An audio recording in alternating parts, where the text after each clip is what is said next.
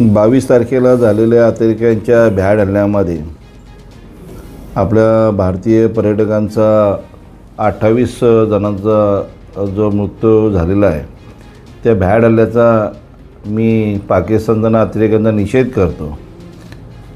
आणि मग आपले पर्यटक काश्मीरमध्ये असतील, श्रीनगरमध्ये असतील, मग त्या दुर्घटनेनंतर भीतीचं वातावरण, मग तिकडे वेगळ्या प्रकारचं वातावरण चालू होता तिथे. मग आमच्या महाराष्ट्राचे लाडके उपमुख्यमंत्री आणि शिवसेना पक्षाचे मुख्य नेते सन्माननीय एकनाथ शिंदे साहेब स्वतः जातीने काश्मीरमध्ये गेले.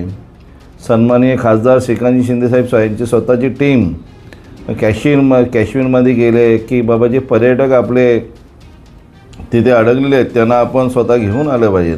आणि मग मुख्यमंत्री सन्माननीय एकनाथजी शिंदे साहेब जाऊन स्वतः त्या पर्यटकांना भेटले, त्यांना धीर दिला की कोणी घाबरू नका, की सर्वांना मुंबईमध्ये न्यायचं, त्यांना घरपोच करायची जबाबदारी आमची राहील. त्याच्यामुळे तुम्हाला कुठे कोणाला घाबरायची गरज लागणार नाही.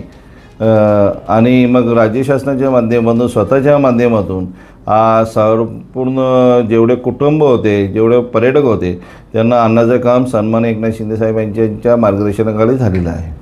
एकूण किती पर्यटक आहेत ठाणे जिल्ह्यातले? ठाणे जिल्ह्यात आणि संपूर्ण महाराष्ट्रातले काही पर्यटक जे आहेत ते 850च्या आसपास पर्यटक आहेत. आत्तापर्यंत आपण 750च्या आसपास पर्यटकांना घेऊन आलेलो आहोत. काल पण आपण एक कल्याण ग्रामीणची एक 75 जणांची टीम आपण मुंबईमध्ये घेऊन आलो. त्याच्यात 22 लोक ग्रामीणचे होते आणि दुसरे जिल्ह्यातले होते, काही कोल्हापूरचे होते. आणि आजही आपण 168 लोकांची शेवटचं एक आज संध्याकाळी विमान येणार, त्याच्याही जिल्ह्यातली लोक आहेत आणि आपल्या महाराष्ट्रातील पर्यटक आहेत.